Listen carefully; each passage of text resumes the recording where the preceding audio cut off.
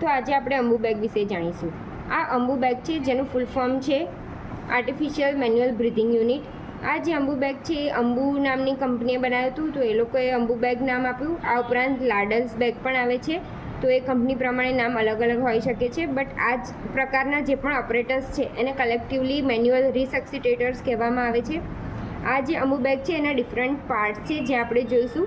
આ જે બેગ છે જેને સેલ્ફ ઇન્ફ્લેટિંગ બેગ કહેવામાં આવે છે.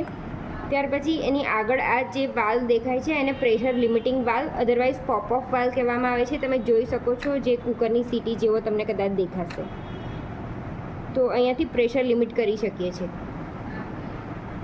ત્યાર ઉપરાંત આ જે છે એને પીપ વાલ્વ કહેવામાં આવે છે.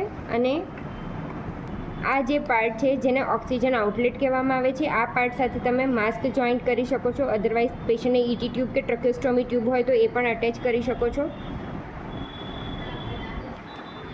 આ જે પાર્ટ છે આની સાથે આપણે ઓક્સિજનનો સપ્લાય કનેક્ટ કરી શકીએ છીએ કે જે ઓક્સિજન ઇનલેટ તરીકે ઓળખવામાં આવે છે. અને આ જે પાર્ટ છે આની સાથે એક અંબુ બેગની સાથે એક કિટ આવે છે અને એ કિટની અંદર ઓક્સિજન રિઝર્વોયર બેગ હોય છે, તો અહીંયા રિઝર્વોયર બેગ આપણે અટેચ કરી શકીએ છીએ.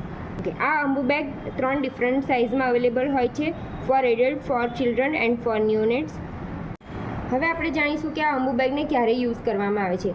તો આ જે અંબુ બેગ છે એ અંબુ બેગને at the time of CPR, bag and mask ventilation provide કરવા માટે પણ યુઝ કરવામાં આવે છે. અધરવાઇઝ જ્યારે પણ પેશન્ટ કોઈ સિરિયસ કન્ડિશનમાં હોય તો પેશન્ટને એક જગ્યાએથી બીજી જગ્યાએ ટ્રાન્સફર કરવા માટે યુઝ થાય છે. પેશન્ટને જો CT સ્કેન કે MRIમાં લઈ જવાનું હોય તો પણ આ આપણે યુઝ કરી શકીએ છીએ અને પેશન્ટને વેન્ટિલેટ કરી શકીએ છીએ.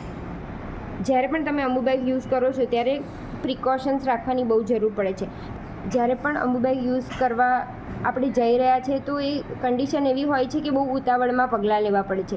તો આપણે બાય ચાન્સ એકદમ ફટાફટ જલ્દી તકે એને કમ્પ્રેસ કરીએ છીએ, બટ એવું નથી કરવાનું. જો તમે એકદમ ઉતાવળેથી પેશન્ટને આવી રીતે વેન્ટિલેટ કરશો તો પેશન્ટને કદાચ બેરોટ્રોમા થઈ શકે છે અને પેશન્ટના લંગ્સ ડેમેજ થઈ શકે છે.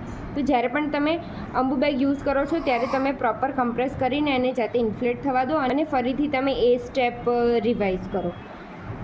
ત્યાર પછી આ અંબુ બેગ જ્યારે તમે યુઝ કરો છો તો તમે માસ્ક યુઝ કરી રહ્યા છો તો આ જે માસ્ક છે એ પ્રોપરલી પેશન્ટના ફેસ સાથે પ્રોપર સીલ થવું જોઈએ. અધરવાઇઝ જે પણ તમે વેન્ટિલેશન આપી રહ્યા છો એ બાજુમાંથી લીક થઈ જશે. અને જ્યારે પણ તમે વેન્ટિલેટ કરી રહ્યા છો ત્યારે તમારે ખાસ જોવાનું છે કે પેશન્ટની ચેસ્ટ રાઇઝ થાય છે કે નહીં. જો પેશન્ટની ચેસ્ટ રાઇઝ થશે તો સમજવું કે તમે જે પણ બ્રિધિંગ આપી રહ્યા છો એ પેશન્ટના લંગ્સ સુધી જાય છે. અધરવાઇઝ પેશન્ટના લંગ્સ સુધી પહોંચે નહીં અને પેશન્ટને બ્રિધિંગ મળશે નહીં.